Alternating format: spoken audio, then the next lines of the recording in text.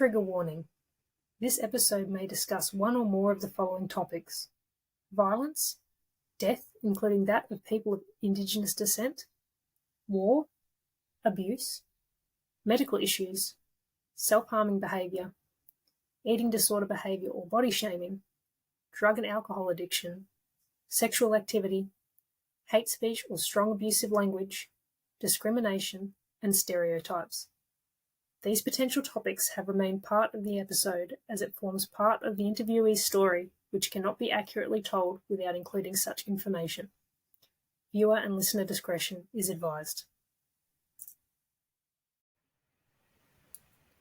G'day and welcome to another episode of Spectrum Uncensored. Today I have with me Kelly from Brisbane. Thank you for being here. Thank you for the invite. That was really great of you. No worries. Just want to tell me a little bit about what you've been diagnosed with and when you were diagnosed. So, I got diagnosed, I think it's now closer to 2 years ago now, with postpartum OCD. So I never actually had heard of it before. You'd hear of everything else like postpartum anxiety, postpartum depression, but postpartum OCD was not something I had been exposed to before. So it was very interesting, I guess, to learn that what I was feeling and thinking was normal, because it is quite a scary, quite a very scary sort of thing to have. So yeah, that was me. And my son was about 6 months old at the time. Yeah, well, I've never heard of it. So tell me a little bit about, I guess, symptoms and what that kind of looks like. So postpartum OCD sort of goes hand in hand with your postpartum depressions and anxiety, but it affects a very small number of people. I think the estimated percentage is like 1 to 2% of parents will be diagnosed with it. And the overarching symptom is intrusive thoughts. So when you're home with a newborn, your brain, and it could be sort of triggered, I guess, from, your lack of sleep or, the anxieties of a new parent, and you start to envision things like accidentally dropping your baby, or, you'd walk down the stairs and you would have a fleeting thought of slipping and falling down with your baby. And no matter how hard you tried not to think of these, that they would come back with like such an aggression. So it was a very scary time, because trying to tell somebody I'm having these thoughts is, you're like, are they going to take my baby off me? Are they going to hospitalize me? Like these don't seem normal whatsoever. So it was a very scary time. And I, of course, had my son in 2021, so when COVID was still happening. So we didn't have a lot of resources in terms of support. Like I only got to go to one birthing class, the rest of them were online. So we were still very disjointed from those services. So you kind of go into this hole of, am I going to cope with this? So it wasn't an ideal time at all. I really feel for the parents, especially people that become parents for the first time during the COVID pandemic, because I had my son in 2013, so long before COVID hit, but I remember it being so isolating just then. So it would have been like a whole new level of isolation, and not being or not feeling like there's enough support, and not knowing how to reach out to people because everything's like just so all over the place and nothing's routine anymore. So it's hard. Like nobody knew during COVID like what we were doing, where it was going. So yeah, throwing a baby into the mix of that is not. It wouldn't be an easy thing.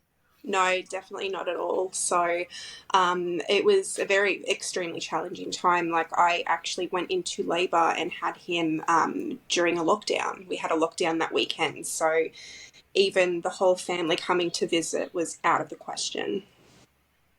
Do you feel like COVID kind of amplified a lot of those? Is it? Would you say they're fears? Like you were saying, things like having thoughts of accidentally slipping down the stairs with your baby. Is it like a fear driven thing, like an anxiety fear thing, or are those thoughts more like what would happen if I did this? But do you know what I mean? Like, It definitely taps into, pre-existing anxiety that you have. I think the shock factor was that your your brain would come up with scenarios that you would just have never have thought of before. And I don't know if it's just like a domino effect, is it would start with things that I guess every parent would fear, is like, you're bathing your child in the bathtub, but they're going to drown. And then it just, yeah, it's so hard to talk about, because even still, you feel like this shame that your brain was able to come up with scenarios like that, and they're so unwanted. You don't understand how your brain can construct these scenarios, but they do. And it wasn't until I was speaking with my psychologist that she had sort of informed me it's your brain sort of rewiring your fear. So the fear is there, but for whatever reason, or the official medical diagnosis and pathway for it to happen in your brain, it's that the simplest explanation she could give me, it was just a rewiring of your fear, and really trying to push away the thoughts would always aggravate and further the intrusive thoughts. I think a lot of people, when they have babies, they're focused so much on how their body has changed and not so much their mind. Like our minds, all the hormones and stuff, it changes our minds so dramatically. And people are always very focused on, oh, I've got a bigger bottom now, and, that kind of thing. And it's like, well, that's like the tip of the iceberg. It's really, there's a lot of internal things going on.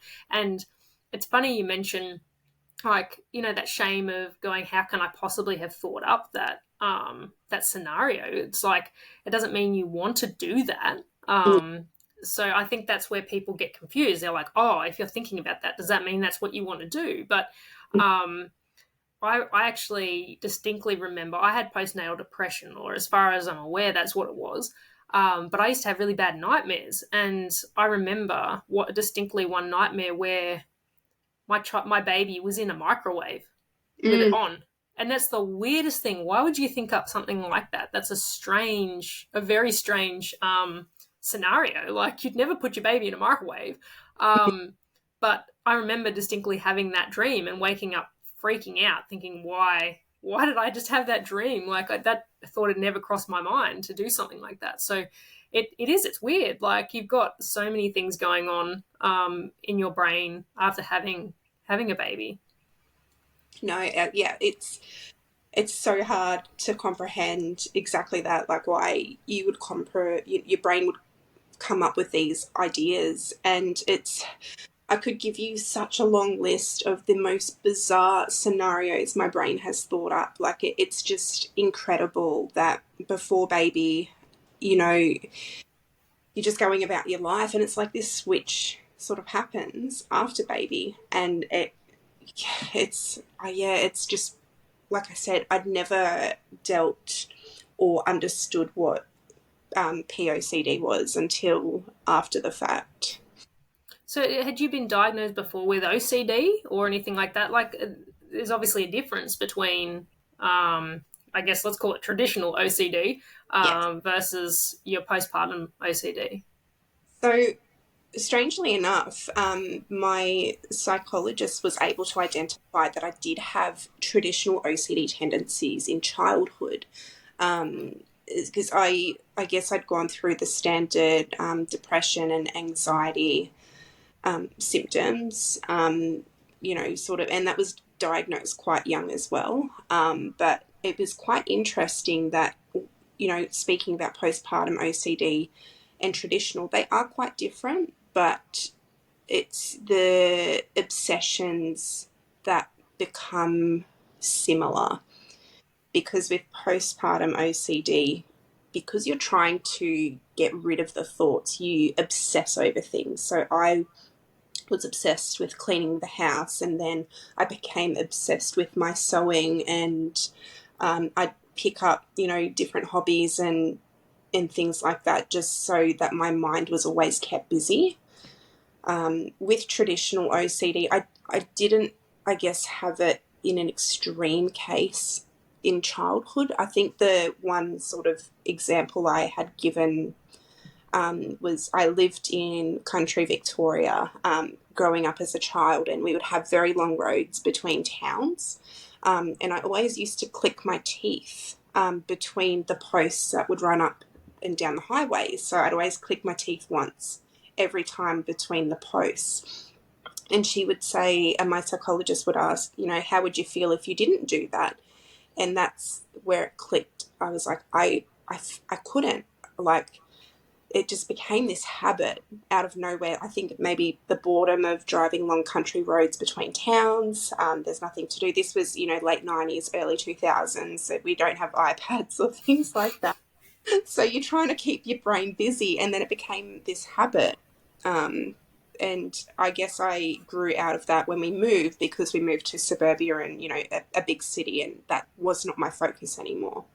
So, yeah, interesting to, I guess, remember, oh, actually, I did have those tendencies as a smaller child. Did they give you any indication as to whether that made you more likely to develop the postpartum OCD, already having a potentially OCD as a child and things like that? Like, is there a connection or? I think the connection actually more lies with postpartum depression. And that's what I've sort of gathered from my own research on it as well. I think POCD and traditional OCD, I think the foundations are still the same, but in the grand scheme of things, their symptoms can still be quite different.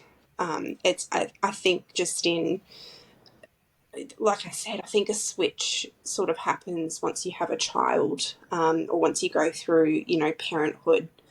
It's a whole different wave of emotions. You've got more hormones. Yeah. But the foundation, I think, is still definitely the same. Yeah, I mean, when you have a kid, you're all of a sudden you've got this new little person to look after, and that's a lot of stress and strain. You've got sleep deprivation. Um, you're constantly worrying about them and whether you're doing the right thing for them. And yeah, there's a bit of an identity crisis as well, especially if you're working and now you're not working. You're trying to like find yourself again and come up with a new kind of routine, but like the least routine thing in life is a baby. Like there is no routine. It's definitely like, yeah. And yeah, I think that's, what sort of begins that process in your brain is, like you said, if you're such a routine person generally, and then that gets thrown out the window, no, it definitely, I think, would ignite that if there's that underlying, obsession and compulsion there. The one thing that did not help would be, I think, the social media and all the apps. Just, I downloaded one of those baby apps where, you time your feeds, or you time the naps, or you time the crying. And I became so obsessed with monitoring my baby's, movements, whether, his wake windows, his feeding, that really, I think, pushed me down the rabbit hole. Because, social media is all about, like, the perfect parent, which is completely not true. There's, no such thing. But when you are at home with COVID, and, you can't go out as much and do things, you sort of, begin to sit on your phone and, see, you in those mothers groups where people are constantly comparing.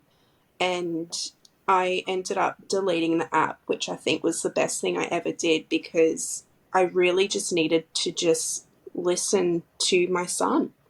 because he could tell me, like, I was able to pick up pretty quickly his hungry, his tired cries, his things like that. Like, I don't need an app to say, oh, he's slept 11 hours today, and I'm obsessing about, well, he's meant to sleep 12.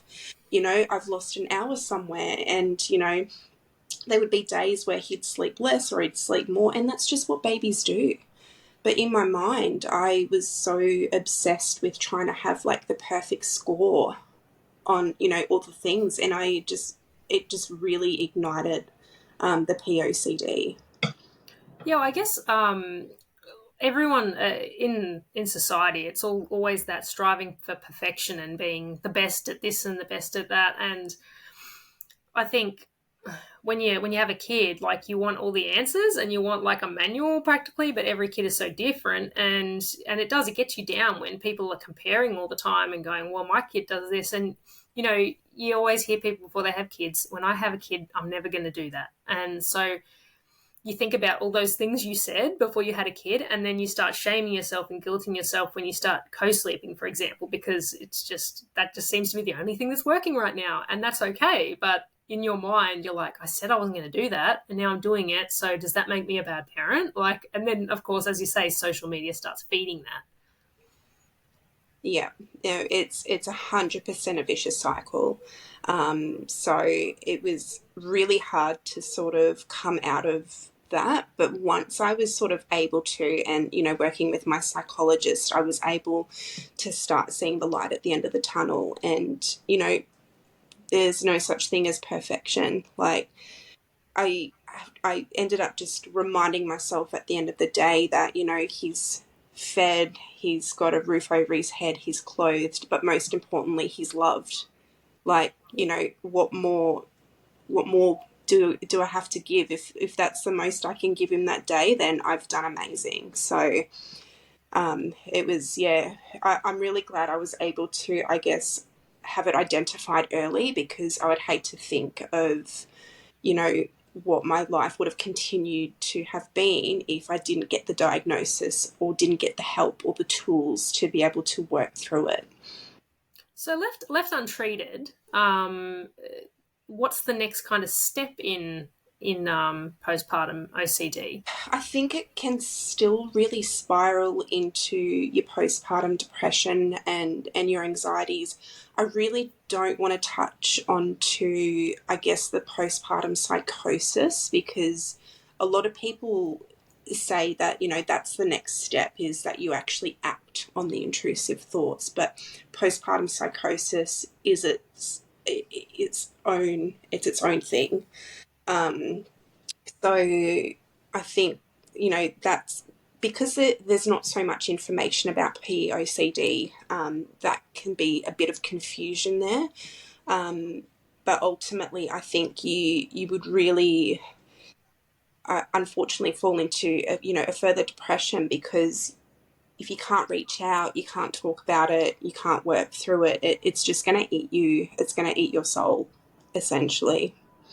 So pretty much untreated, it would end up snowballing into some form of psychosis, pretty much, if you're not actively trying to seek some sort of treatment, I suppose. What's the recovery like? Like, Yeah. is it? Yeah. So for my particular case, we worked on cognitive behaviour therapies. So working with my psychologist, and it wasn't an overnight thing either. It was, this is something you have to work on. And the biggest relief was that she said that this is normal. So having that relief there from my psychologist to say, these experiences, although they are frightening, your brain is normal. It's just wired slightly different. That's all. So we worked on cognitive behaviour therapies, and ultimately working through it actually meant, I wouldn't say embracing the thoughts, but just sitting with the thoughts. So, for example, one of my biggest sort of intrusive thoughts that would come up repeatedly was, the bathing my child. So I would get the thought that he would be drowning in the bath by my own hands, which was, just incredibly crazy. But she said, that's a pretty standard one that, a lot of parents get. But she said, when you get that thought, she's like, just sit with it and then just envision him, if he's under the water, that he just opens his eyes and he looks up and he smiles at you. And, he can miraculously breathe underwater. So it's kind of allowing the thought to play out, but it's just altered, a little bit differently. The ending is different. So and another example would be I would just be terrified of being in the kitchen, chopping up vegetables for dinner, and then, the knife would slip and it would land on him. And it would just be the thought of, let that thought play out. It's still, happening, but just say in midair, the knife just changes into a rubber knife and just bounces off him and he laughs. So it was just amazing that once I started working on that sort of therapy, I felt like this weight had lifted off me because I wasn't fighting with my brain anymore. It was, I'm just sort of guiding it out of the dark place. That makes sense because it means you're acknowledging the thought instead of trying to, push it down and feel ashamed by it. So that's already acknowledging it's already a more positive action. And then, of course, you're kind of choosing your own ending or rewriting the story. So that it does make sense that that's how you would kind of try to beat it, I guess. Yeah, no, definitely. It's exactly that, because fighting it is just going to make it worse and it becomes this huge vicious cycle. So, and, your first thought is, I don't want to continue thinking this, but, once you're sort of able to learn how to process it and make the changes in that, little storyline of that thought, then it was sort of able to at least not completely mute the thoughts, but sort of deafen them. Because, if you had those repetitive thoughts, you're like, oh, well, I know, I'm just going to turn the knife into a rubber knife in my mind. So it was very helpful. So, do you feel like it's a recovery process to, I guess, I'll use the word to being cured? Or is it something that you have to live with for the rest of your life? Is it something that is going to continue to kind of pop its head up now and then? Or, It is definitely something that you will live with, for the rest of your life. I mean, I'm sure there's really lucky people out there that have, able to conquer that mountain. But I definitely feel like it can sort of pop up because, as your child grows, there's new fears unlocked. Because, when they're a small infant, you just got to keep them sort of safe within the realms of, your bubble. But once they become older and more independent, then you're like, well, he's now out with friends, or, he's now taking himself to school, or, things like that. So I can definitely see the road still won't be easy. And, just having to adapt to those new fears that will pop up.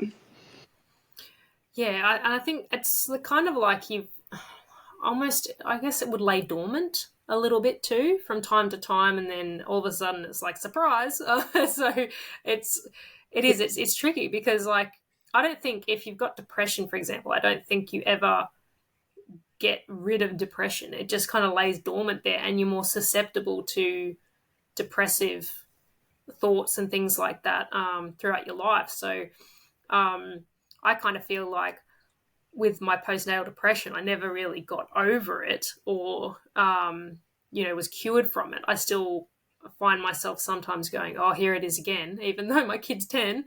But yeah, it's just, it's interesting. And I think a lot of it is to do with how our brains change and things with hormones and birth and all that kind of thing. Does it affect men too? Yes, it definitely can actually. It's a very small number, but then again, I think it can also come down to because it's not a traditionally male or father diagnosis or symptom. I think a lot may also be untreated because they can also feel that anxiety being, the other parent, and they can also, be diagnosed with this. Yeah, well, I think a lot of people will think that, oh no, it's definitely just mums because mums go through all of the changes in their bodies and all that kind of thing. But you hear it all the time. Oh, my husband's put some sympathy weight on while I've been pregnant. Things like that. But it's a real thing. Like it actually does happen. And they would be having different changes too. Obviously, they're not carrying a baby, but they'd still be kind of rewiring their brain to some extent because it's once you've got this new little life to take care of, things do change. So um, our bodies, they do adapt. It's very primitive, and it's really good that people are starting to acknowledge these things that, as I say, I'd never heard of it until you reached out to me and told me about it. And I'm so thankful that I've been able to chat to you about it because the more that we talk about these things that pretty much no one knows about. I've had a few friends now go, oh, I've been listening to your podcast and there are so many things out there that I've never heard of. And it's like, exactly. So you got to talk about it because, how else do we move forward? And somebody might be listening to this and be going, oh my goodness, I literally, it's all those things. Like now I know. And, it might push them in that right direction that they need to get that help. So, um, it's definitely any mental health comes with those stigmas and that feeling of shame, but there's nothing to be ashamed of. It's not something that you can control. It really is just No.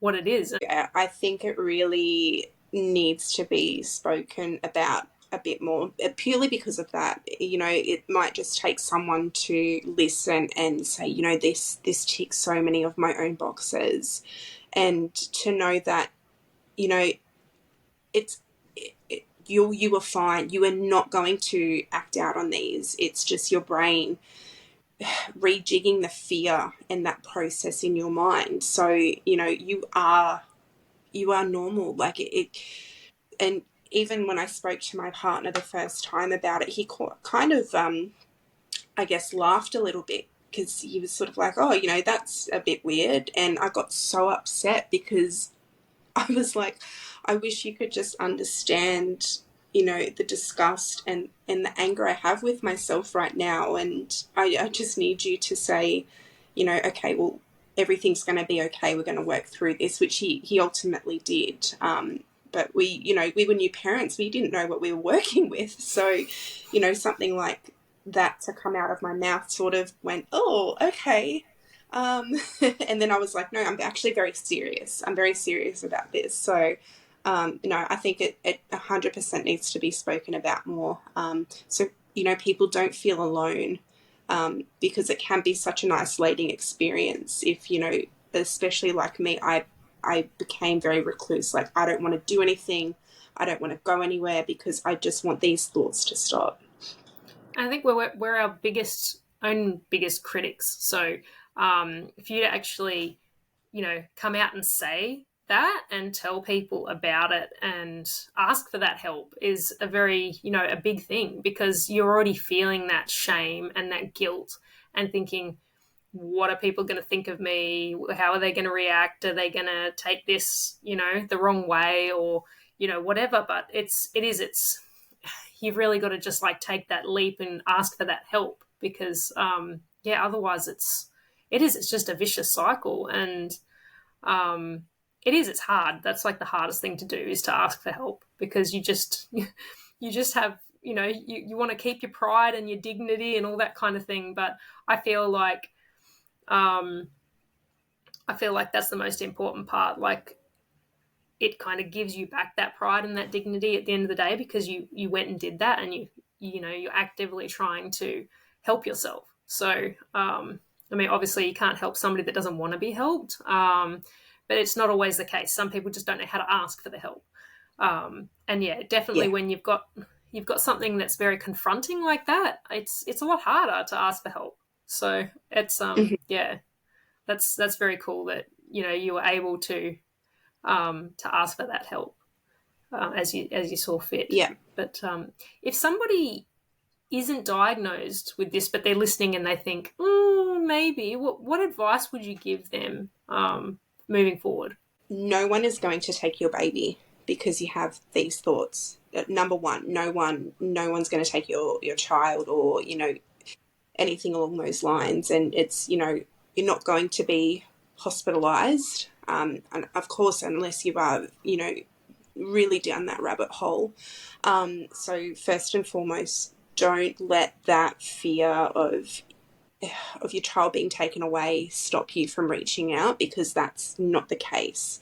It has to be an absolutely extenuating circumstance for that to happen. And I think that was the first thing that was able to let me start beginning to process and understand this diagnosis was, my son's not going to be taken away. So that's definitely a massive contributing factor. I think too that is you can absolutely work with this. It's not the be all end all. And no matter how absolutely unhinged or wild your thoughts get, it is not your real thoughts at all. It is just your brain identifying a new way to produce your fears back to you. So a simple fear of drowning can be brought back to you in millions of different scenarios that you just cannot comprehend, but it's still the same fear of drowning. It's like I said, it's just that rejig of your brain, and it's not your thoughts. So I think those would be the biggest things to think. And there are people out there. I would probably say specifically, if you are going to reach out to a psychologist or a psychiatrist, definitely see if there's someone that specializes in postpartum, because like I said, this is not a very common diagnosis. So you definitely want to speak to someone, and I was just very fortunate enough to have a psychologist that understood what POCD was, and that was very validating to have that. So if you get that opportunity, see someone that specializes in postpartum.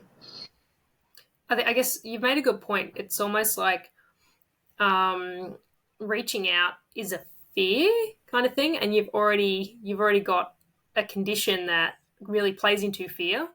So it kind of would just double down on things and make it really difficult. Yeah, no, it is just, it's so hard to explain, because you just want to take your brain out and give it a shake and just go, all right, can you just be normal for 5 seconds?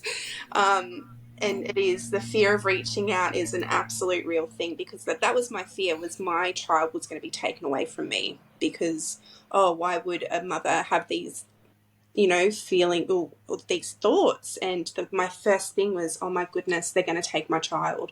So it's just an absolute, it's a symptom in itself. Absolutely. And I think that would be probably the top fear for everybody that's going through that, is that feeling, that fear of they're going to take my baby away. Because as you say, you're going to be thinking, oh, these people are going to think I want to hurt my baby. So that's the first thing they're going to do, is take it away from me. But it, medical professionals, that's the last thing they want to do. That's literally the last thing. Like, nobody wants to take a baby away from a mother. No one wants to take a mother away from a baby, because they both need each other. Like, it's their people, so it's the last thing they're going to do. Yeah, and I did actually take my son with me to my appointments, because I didn't have anyone to look after him. And she was like, I know for an absolute fact that you would never hurt your child. She's like, you're so attentive with him, you absolutely love him. And for her to see me interact with him and say those things just made me feel so much better, because I'm like, I know I will never hurt him. Like I'm not even gonna smack him if he acts out. Like that's what we spoke about, my partner and I. And to be able to have a conversation with her about, these are the thoughts that are playing out, but how I'm interacting with my child, being a completely loving mother. I didn't feel crazy. Like, I know I don't like using the word crazy, but that's how I was feeling at the time. So it was super validating for her to say that. Yeah, and it is. It's the fact that you had that support in place and everything. It can make all the difference. It really can. Because as you say, if you're left alone with your thoughts, it's not the best place to be. but yeah, but hopefully people will listen to this, and if they think that they might tick most of those boxes or all of those boxes, then yeah, I think that's really good advice for anyone out there that feels like they might be struggling. But I just want to thank you for coming in and chatting to me today, and it means a lot. And I always am so grateful for everybody that comes in and has a chat, because I know it can be quite difficult and it can stir up some emotions as well. But you're amazing, and your little one is very, very lucky. So thank you so much for coming in. No, thank you. I really hope this can reach the right audience, because it's so needed, and you're not alone. So thank you. No worries. Take care. Thank you.